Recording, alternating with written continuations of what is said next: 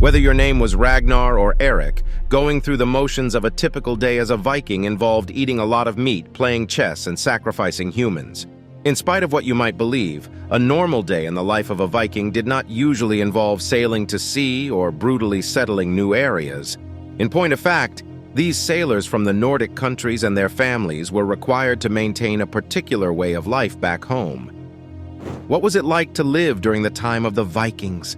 If you were a male, during the day you would work the land. At night you would share a large room with the rest of your family and your goats.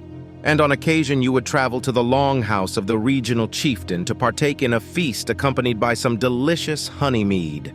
When you were a woman, you were expected to ensure that everything at home ran properly. This responsibility fell squarely on your shoulders, but if your marriage did not work out, you shouldn't worry, since it's likely that you were able to divorce your husband, even though the process wasn't very frequent at the time. During the winter, Vikings of both sexes traveled on skis, and the literati wrote notes in runes, possibly commemorating the horrific practices of slavery that they engaged in. It's shocking to think about, but that was everyday life for Vikings. They kept slaves and practiced human sacrifice. During the many sea raids that the Vikings conducted, they would seize prisoners and bring them back to Scandinavia, where they would transform them into slaves known as thralls. The warriors set ship throughout Europe, from Spain to Byzantium, and invaded lands all along the way, maybe in part to traffic women as part of an intricate network of slavery. In addition to the discovery of a large number of iron slave collars at archaeological sites, there is evidence that Swedish farms were staffed by thralls.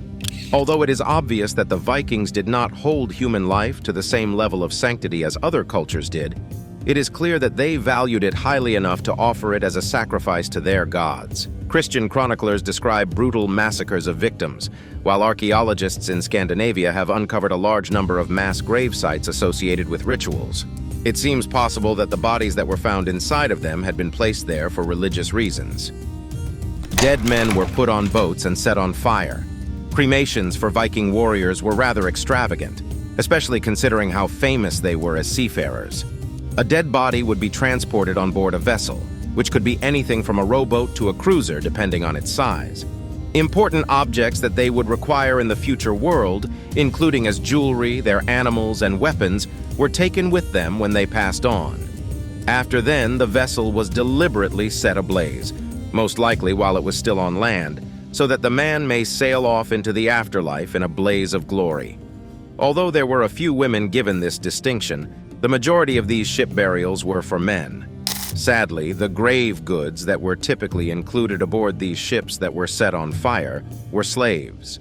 The Vikings had a slave economy, and high-status individuals frequently had the human attendants who served them sacrificed so that they might take them to the afterlife with them. They got around by skiing, sledding, or skating. The ground would freeze solid during the extremely cold winters that Scandinavia experienced. How exactly did the Vikings hunt? Not to mention, how did they even move around? To put it simply, they moved across the ice without falling. More than 100 skis crafted from pine wood have been discovered and are still in good condition in bogs located in the north. Skates, another common form of transportation, were often made from the bones of horses or moose.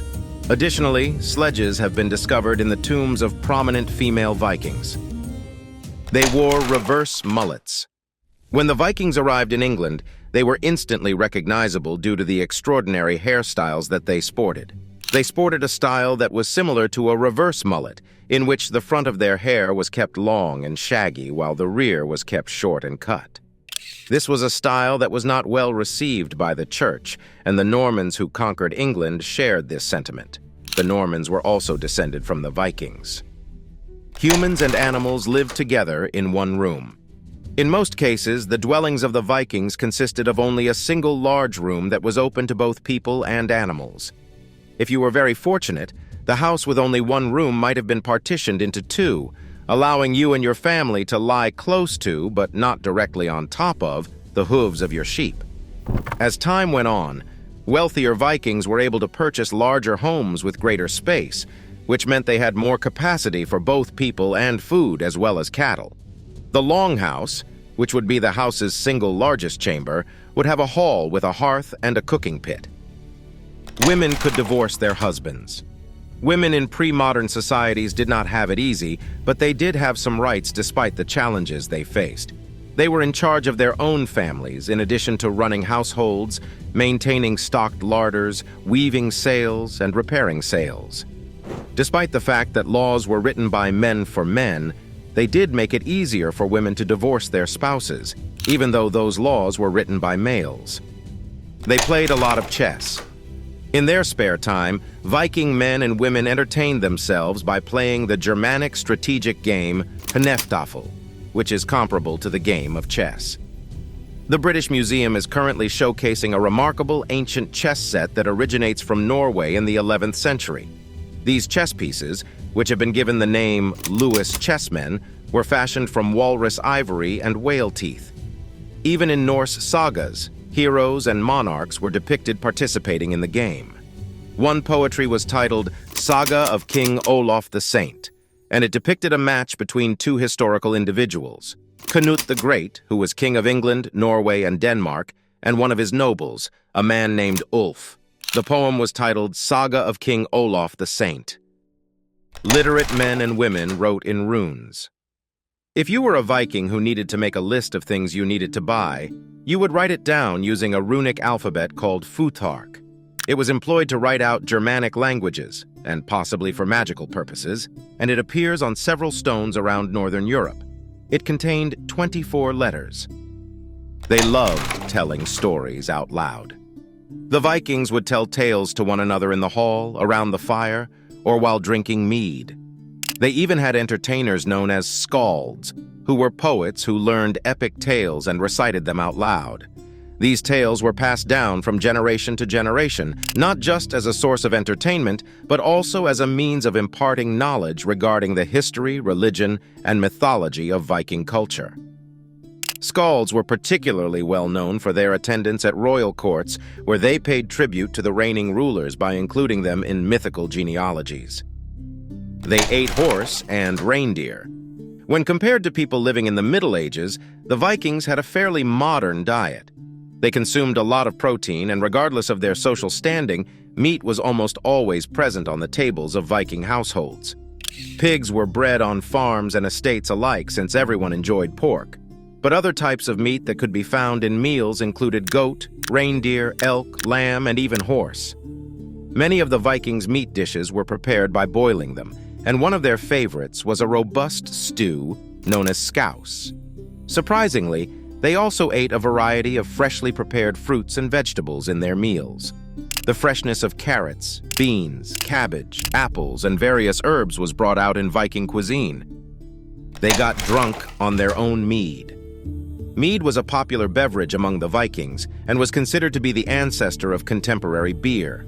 Honey mead, an alcoholic beverage produced by the fermentation of water, honey, and yeast, was an especially popular choice for boozing up Viking feasts. Because of the widespread cultural impact of this drink, there is a legendary goat in Norse mythology that brews beer instead of milk. The Norse believed that drinking mead might motivate men to write great poetry. To be fair, though, Vikings also enjoyed drinking a sour milk beer that they named Sur. They held massive feasts in longhouses. Feasts in Norse culture were massive events that included a great deal of food. These dinners, which were typically given by significant men, such as a local chief or a more important monarch, would have been filled with scrumptious food and a large number of perspiring people. However, they were not simply reasons to overindulge in food.